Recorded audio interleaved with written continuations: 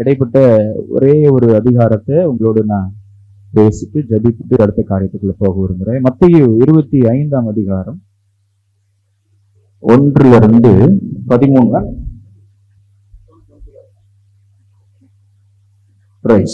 13 வசனங்கள் முடியும்.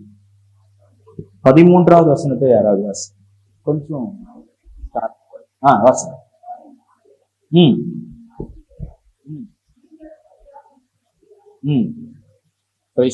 ஆமே.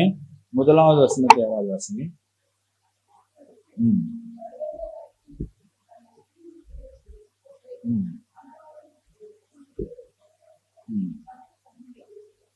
நாம் போய் சேர வேண்டிய ஒரு இடம் ஒன்று நமக்கு உண்டு. எத்தனை பேர் விசுவாசிக்கிறீங்க?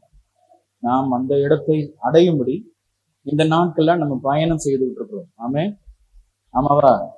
அதுக்காக தானே பயணம் செய்யறோம். ஒரு இடத்துக்கு போறது. அந்த இடம் எது? பரலோகம். என் ஆண்டவர், நம் ஆண்டவராக இயேசு கிறிஸ்து வாழ்கிற இடம், நமக்காக ஆயத்தம் பண்ணப்பட்ட ஒரு இடம். அந்த இடத்துக்கு போறதுக்கு என்னெல்லாம் உதவியை ஆண்டவர் நமக்கு செய்ய முடியுமோ அத்தனை உதவிகளையும் ஆண்டவர் நமக்கு செய்யறார். பிதாவா மேல இருந்து வார்த்தைகளோடு நம்மளோட பேசுறார். இயேசுவா நம்ம மத்தியில வந்து நமக்காக ஒரு நல்ல ஒரு வாழ்க்கையை வாழ்ந்து காமிச்சு போயிருக்கிறாரு. பரிசுத்த ஆவியானவரை நமக்குள்ள வசிச்சு அவரே சத்தியத்துல நம்மள என்ன பண்றாரு? நடத்துறாரு. இதுக்கு முக்கியமான அவருக்கு ஒரே ஒரு நோக்கம் தான். என்ன நோக்கம்னா, எப்படியாவது என் பிள்ளைங்க என் கூட நான் வசிக்கிற இடத்துல இருந்துருங்கிற ஒரு நோக்கம். உங்களுக்கும் அதுதான் நோக்கமா இருக்கும்னு சொல்லி நான் நம்புறேன். ஆமே. பக்கத்துல உங்களை பார்த்து கேளுங்க, பரலோகம் போறதுதான் உங்க நோக்கமா? உங்க நோக்கம் பரலோகம் போறது தானா, இல்ல வேற ஏதாவதா? அப்படிலாம் இல்ல பரலோகம் தானே. ஆமா. இந்த உலகத்துல இருக்க வரைக்கும் நமக்கு நிறைய நோக்கங்கள் மாறிக்கிட்டே இருக்கும். சூழ்நிலைக்கு ஏற்ற மாதிரி மாறி, இன்னைக்கு ஒண்ணு இருக்கும், நாளைக்கு ஒண்ணு இருக்கும். ஒன்னு நிறைஞ்சு நோக்கங்கள்னு சொல்றதை விட ஆசைகள்னு சொல்லலாம். ஒண்ணு ஃபில்ஃபில் ஆனாலும் இன்னொன்னு என்ன பண்றோம். ஆனா நமக்கு இருக்கிற ஒரே ஒரு ஆசை, இருக்க வேண்டிய ஒரே ஒரு ஆசை, பரலோகத்துக்கு நாம் நம் மணவாளனாகிய கிறிஸ்துவை சந்திக்கிற அதுதான். அதனால பரலோகத்துக்கு போகிற ஒரு 10 கன்னிகைகளை பத்தி இந்த சம்பவம் போட்டிருக்கேன். இந்த சம்பவம் உங்களுக்கு தெரியும்னு நான் நம்புறேன். நீங்க படிச்சிருப்பீங்கன்னு நான் விசுவாசிக்கிறேன். ஆமே, படிச்சிருக்கீங்களா? சரி. இதுல இருந்து எனக்கு ஆண்டவர் ஒரு 7 கேள்விகளை ஞாபகப்படுத்தினாங்க. நான் 7 கேள்விகளை இப்ப கேட்க போறதில்ல. ஒரு 3 கேள்விகளை மாத்திரம் கேட்டுட்டு நான் ஜெபித்து முடிக்க விரும்புறேன். முதலாவது வசனம் சொல்லுது, வாசிக்கவா? நான் வாசிக்கிறேன், நீங்க கவனிங்க. அப்பொழுது பரலோக ராஜ்யம், ஒரே நிமிஷம், நேற்றுல இருந்து தேடிக்கிட்டு இருக்கேன் எங்க வச்ச கண்ணாடியில, இன்னைக்குதான் கிடைச்சது.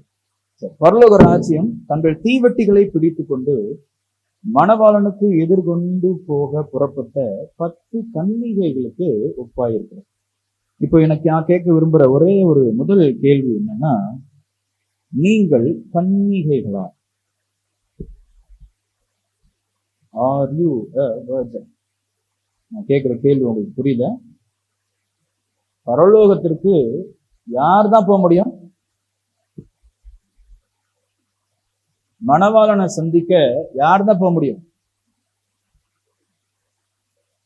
சொந்தக்காரங்க கல்யாணத்துக்கு வரலாம், ஆனா மணவாளனோட யார் தான் போக முடியும்? வேற யாராவது கூட போனா என்ன ஆயிடும்? கல்யாணம் அன்னைக்கு பைபிள் ரொம்ப தெளிவா சொல்லுது, பரலோக ராஜ்யத்துக்கு மணவாளனை சந்திக்க எத்தனை பேர் போனாங்களா? யார் போனாங்களா? கன்னிகைகள் போனாங்க. நான் கேட்கிற கேள்வி உங்களுக்கு புரியுது? நீங்களாம் நிறைய வாலிப பிள்ளைங்க இருக்கிறீங்க.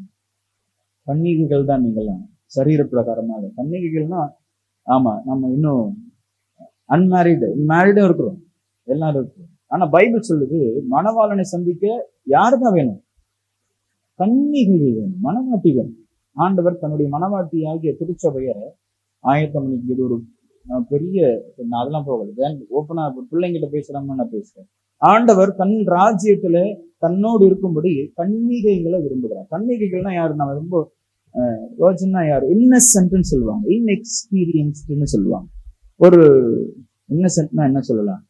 ஒரு அப்பாவியானவங்க, அனுபவம் இல்லாதவங்க. பக்கத்துல பார்த்து கேளுங்க, நீங்க அப்பாவியா? Are you Innocent? நீங்க இன்னசென்ட்டா? நீங்க இன்னசென்ட்டா? இல்ல நம்மள சொல்லுவாங்க ஒரு சிலர், அது ரொம்ப இன்னசென்ட்ப்பா, அதுக்கு ஒன்றும் நம்ம காது படவே சொல்லுவாங்க, என்ன அதுக்கு ஒன்றும் தெரியாது, அது ரொம்ப இன்னசென்ட், அதுக்கிட்டலாம் எதுவும் என்ன பண்ணிக்காத, சொல்லிக்காத, அதுக்கு ஒரு வேலையை கொடுக்காத, அதுக்கு செய்ய தெரியாது. நம்மள சொல்லும் போது அது இதுதான் அப்படின்னா என்ன அர்த்தம்? அவங்களுக்கே தெரியாது நம்மள அது இதுன்னு கூப்பிடுறாங்கன்னு கூட, அந்த அளவுக்கு அவங்க என்னது, இன்னசென்ட். ரெண்டாவது, நம்பியும் வேலையை கொடுக்க மாட்டாங்க. ஏன்? அவங்களால அதை செஞ்சு அவங்க அதுல எக்ஸ்பீரியன்ஸ் கிடையாது, அந்த எக்ஸ்பீரியன்ஸ் அவங்களுக்கு கிடையாது. நான் உங்களுக்கு ஒரு விஷயம் சொல்றேன், நீங்க ஒரு இன்னசென்ட்டா இல்ல இன்எக்ஸ்பீரியன்ஸ்டா ஒரு அப்பாவியாகவோ அனுபவம் இல்லாதவர்களாகவோ நீங்க இருப்பீங்கன்னா கவலைப்படாதீங்க, நீங்க தான் ஆண்டவருக்கு வேணும், நீங்க தான் கண்ணீர். ஆண்டவர் அனுபவம் உள்ளவர்களையோ பயங்கர ஞானவான்களையோ அழைக்கும். அதாவது வெகுளித்தனமா இருக்கிற ஆட்கள ஆண்டவர். வெகுளின்னா என்ன சொல்றது? எதையுமே வசனம் சொல்றது, ஒரு பிள்ளைய போல மாறலன்னா எங்க போக முடியாது? அல்ல என்ன பாருங்களேன், பிள்ளைய போல மாறலன்னா எங்க போக முடியாது? ஆனா வெளியே உட்கார வைக்க சொல்லுங்க. வாலண்டியர்ஸ் இருக்காங்களா? பிள்ளைங்களை வெளியே உட்கார வைக்க சொல்லுங்க. வர பிள்ளைங்களை அப்படியே வாசல்ல உட்கார வைக்க. வாலண்டியர்ஸ் இருந்தாங்கன்னா அந்த ரேம்ப்ல ஓபன் ரேம்ப்ல உட்கார வைக்க சொல்லுங்க நம்ம கோயில். சரி கவனிங்க, நம்ம அப்பாவிகளுக்கு ஆண்டவர் பரலோகத்துல இடம் கொடுக்குறாங்க. அவங்க இவங்க இருக்கட்டும், அவங்க இருக்கட்டும், வர பிள்ளைங்க உட்கார. கவனிங்களேன், வேக வேகமா நான் போறேன். நாம் பாவத்திற்கு அப்பாவியா இருக்கணும், பாவத்தில் அனுபவம் இல்லாதவர்களா இருக்கணும். நாம் பாவத்தில் அனுபவம் இல்லாதவர்களா? பொய் பேசுகிற அனுபவம் உங்களுக்கு எந்த அளவுக்கு இருக்கு தெரியுமா? எனக்கு எந்த அளவுக்கு தெரியுமா? உண்மை மாதிரி பேசுவோம், நம்ம அதை கண்டுபிடிக்கவே முடியாது, தெரியுமா உங்களுக்கு? என்னங்க நம்மளை பத்தி தான் பேசுறேங்க. சண்டை போட்டா அதுக்கு சரியான ஆப்டான காரணம் சொல்ல நம்மள மாதிரி வேற யாருமே கிடையாது. ஆமா, கரெக்டா தான் சொல்றாரு, கரெக்டா தான் சண்டை போட்டுருக்கிறாரு. ஏதாவது எதிர்த்து பேசிட்டாலோ இல்ல வேற காரியங்களை செய்துட்டாலோ நம்மள மாதிரி அதை நியாயப்படுத்துறதுக்கு வேற யாரும் கிடையாது. நாம் இன்னசென்ட் கிடையாது, நாம் அனுபவம் இல்லாதவர்கள் கிடையாது. பைபிள் அழகான வசனம் இருக்கு, எபேசியர் 2:2-5 நீங்க வாசி பாருங்க. 2ஆம் அதிகாரம் 2வது வசனம் இப்படி ஆரம்பிக்குது, முற்காலத்திலே நீங்கள் அப்படின்னு ஆரம்பிக்குது. அது பாவத்தை குறித்து சொல்லு. முற்காலத்திலே நாம் ஒரு காலத்துல இப்படி சொல்றோம், நமக்கு புரியுறோம். ஒரு காலத்துல நம்ம பாவிகளா தான் இருந்தோம், ஒரு காலத்துல பயங்கர எக்ஸ்பீரியன்ஸ்டா தான் இருந்தோம். பாவத்துல எல்லா காரியத்திலையும் தேவனுக்கு பிரியமில்லாத நடக்கையில எல்லா விஷயத்திலும் பயங்கர எக்ஸ்பீரியன்ஸ்டா, பயங்கர இன்னசென்ட்டுக்கு ஆப்போசிட்ல என்ன சொல்றது, அப்பாவிகளுக்கு ஆப்போசிட் பர்சன் என்னது? புத்திசாலிகள்லாம் சொல்லக்கூடாது. விவரமானவங்க, சரியான வார்த்தை, விவரமானவங்க. எந்த விவரம்னா தனக்கு ஆதாயம் பண்றதுல விவரமானவங்க. அப்படியே சேர்த்துக்கிட்டே இருப்பாங்க, ஒரு டீம் ஃபார்ம் பண்ணிக்கிட்டே இருப்பாங்க. என்ன பயங்கர விவரமா இருப்பாங்க. சொல்லுவாங்களே, காய் விவரமா நகர்த்துறாங்க, விவரமா சிக்க வைப்பாங்க. நிறைய பேர் அப்படி சிக்க, நம்மளே நிறைய நேரம் நம்மளுக்கே புரியாது, இங்கேயா கொண்டு வந்திருக்காங்க நம்மள. நாம் முற்காலத்துல அப்படி இருந்தோம். ஆனால் பரலோகத்துக்கு அப்பாவிகளும் இன்எக்ஸ்பீரியன்ஸ்டு வேணும். முதல்ல நாம் கண்ணுகளா இன்னசென்ட் நம்ம கேட்டுக்கணும். நான் ஒரு இன்னசென்ட்டான்னு கேட்டுக்கணும். உண்மைதான், தப்பு இல்லை, இன்னசென்ட்டா இருக்கிறது தப்பு இல்லை. ஒரு ஊழிய காரியங்களை எந்த காரியத்துல அனுபவம் இல்லாம இருக்கிறது தப்பு இல்லை. பாவத்துல அனுபவம் இல்லாம இருங்க, அது ரொம்ப நல்லது. சரிங்களா? 2வது கேள்வி, நான் வேக வேகமா போறேன் பிள்ளைங்க வந்துட்டதுனால. அதே 25வது வசனத்துல 25வது அதிகாரத்துல 1வது வசனம் சொல்லுது, அவங்க யார சந்திக்க போனாங்களா? மணவாளனை சந்திக்க போனாங்க. 2வது கேட்கிறேன், are you following your groom? நீங்கள் உங்கள் மணவாளனை பின்பற்றுகிறீர்களா? நான் கேட்கிற கேள்வி புரியுதா? இப்படி நான் வெளிப்படையா கேட்கிறேன், நீங்க இயேசுவை பின்பற்றுகிறீர்களா? அப்படின்னா இயேசுவின் வழி என்னன்னு உங்களுக்கு தெரியுமா? விருதாசலத்துக்கு எப்படி வந்தீங்க? பஸ்ல, ட்ரெயின்ல?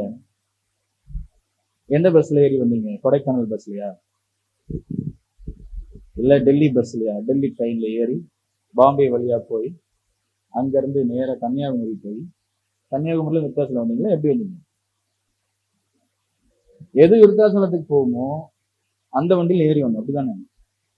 அதே போலதான் பரலோக ராஜ்யத்துல என் மனவான்ல ஃபாலோ பண்ண எது சரியான வழியோ அந்த வழியில நடக்கிறவங்க தான் கன்னிகைகள். கால் இடறி நடக்கிறவங்கள கன்னிகைகள் கிடையாது. நான் என் இஷ்டத்துக்கு நடப்பேன், என் ஆண்டவர் என்ன சரி பண்ணட்டும்னு சொல்றவங்கள ஆண்டவர் எல்லாம் சரி இஷ்டத்துக்கு ஆதாமி இஷ்டத்துக்கு நடந்துட்டவர் ஆண்டவர். நான் சொல்றது புரியுதா? தான் கையால உருவாக்குன, தன் கையால தன் ஜீவ சுவாசத்தை நேரடியா ஊதி தன் மகிமையை கொடுத்த ஆதாம் ஏவாளையே அவர்கள் செல்ஃப் வில்லுக்கு, சுய தீர்மானங்களுக்கு விட்ட ஆண்டவர் நம்ம ஆண்டவர். நம்மளாம் ஒண்ணுமே இல்லை. நாம் ஒரு நாளும் நம் அடைய சீர்தூக்கி பார்த்துட்டே இருக்கணும். நான் என் மனவாளனை சந்திக்கிற அளவுக்கு நடக்கிறேன்னா, என் மனவாளனால நான் என் மனவாளனை சந்திக்கிற பாதை தானா இது? இது ஒருவேளை என்ன இடற பண்ணுகிற பாதையா, இல்ல வேற ஒரு மனவாளனை போய் இது சந்திக்குமா அப்படிங்கிறத நம்ம செக் பண்ணிக்கிட்டே இருக்கணும். எப்ப தெரியுங்களா நமக்கு தெரியும்? முடியல தான் தெரியும் நம்ம எந்த மனவாளனை போய் பார்க்க போறோம். ஆரம்பிக்கும் போதெல்லாம் தெரியாது. அதுக்கு என்ன பண்ணணும்? ஒவ்வொரு நாளும் இத படிச்சு என் மனவாளன் என்ன சொல்றாரோ, எந்த வழி எனக்கு காண்பிக்கிறாரோ அந்த வழியில நடந்து நடந்து நடந்து சத்திய ஆவியாகி அவர் வரும்போது சகல சத்தியத்துக்குள்ள உங்களை என்ன பண்ணிக்கிட்டே இருப்பாரு? நடத்திக்கிட்டே இருப்பார். அவர் நடத்துகிற பாதையில சரியாய் நடக்க பழகினீர்களே ஆனால், இயேசுவை உங்கள் வாழ்க்கையிலே பின்பற்ற தீர்மானித்து நடப்பீர்களே ஆனால், நீங்க சந்திக்கிற யாராதான் இருப்பீங்க? மனவாரானதான் இருப்பீங்க. அதனால மறந்து போயிடாதீங்க. ஆண்டவர் உங்களை தன்னை பின்பற்றும்படி வைத்திருக்கிறார். வசனம் சொல்லுது, யோவான் 10:21 சொல்லுது, என் ஆடுகள் என் சத்தத்துக்கு. அப்போ மணவாளனுடைய பாதையில நடக்கணும்னா யார் சத்தத்தை கேட்கணும்? மணவாளனுடைய சத்தத்தை கேட்டு நடக்கணும். அப்பதான் மணவாளனுடைய பாதையில நீங்களா யாரோட ஆடுகள்? நம் மெய்ப்பரோட ஆடுகள். நமக்கு ஒரு மெய்ப்பர் இருக்கிற. நான் அடிக்கடி சொல்லுவேன், நான் அனாதை இல்லை, நான் அப்பா அம்மா இல்லாதவன் இல்லை, பூமியில இல்லை, பூமியில அப்பா அம்மாவோட இருக்கிறேன், இல்லைனாலும் நான் அனாதை இல்லை. எனக்கு ஒரு மெய்ப்பர் இருக்கிறார், எனக்கு ஒரு தகப்பன் இருக்கிறார், என்னை வழி நடத்த ஒருத்தர் என்னை பொறுப்பெடுத்திருக்கிறார் என் வாழ்க்கையை. நான் அவருக்கு சொந்தமானவன். அவர் என்ன பண்ணுவாரு? நடத்துவார். நான் அவர்கிட்ட சொன்னாலும் எனக்கு உதவி செய்வார். ஆண்டவரே, என்னால நடக்க முடியல, நான் வழி தவறுற மாதிரி இருக்கிறேன், என் சிந்தனை என்ன டைவர்ட் பண்ணுது, என் பேச்சு என்ன டைவர்ட் பண்ணுது, என்னோட வாழ்க்கை என்ன டைவர்ட் பண்ணுதுன்னு நான் வாயை திறந்து வெளிப்படையா சொன்னா எனக்கு பலன் தந்து சரியா என்னை நடத்த அவர் போதுமானவர். அவர் நம்மளை நடத்துகிறார். வசனம் சொல்லுது, பலன் உள்ளவனுக்கு ஆகிலும் பலன் அற்றவனுக்கு ஆகிலும் உதவி செய்கிறது அவருக்கு லேசான காரியம். நம்ம சொல்லணும், வாயை திறந்துதான் சொல்றது இல்லை. பிரச்சனையும் அங்கதான். நமக்கு என்னன்னா, நாமளே முடிவு பண்ணிக்கிறோம், நான் நடக்கிற நட சரிதான், நான் பேசுற பேச்சு சரிதான். ஏன்னா 4 பேர் சிரிப்பான் அதை கேட்டு, 4 பேர் ஒத்துக்குவான், பரவாயில்ல, கரெக்டா பேசுற, தெளிவா பேசுற, சூப்பரா நடக்கிற, கரெக்டா போற, சர்ச்சுக்கு தவறாம போற, குட், வெரி குட். கிடையாது. நம் நடைய சீர்தூக்கி பார்க்கிற ஒரே ஒரு நபர், ஒரே ஒரு புத்தகம், இது ஒண்ணுதான். வேற எதுவும் இல்லை. வேற யாராலையும் நீ சரியா நடக்கிற, சரியா போறன்னு சொல்லவே முடியாது. ஏன்னா அவங்களே சரியா நடக்கிறாங்கன்னு நமக்கு தெரியாது.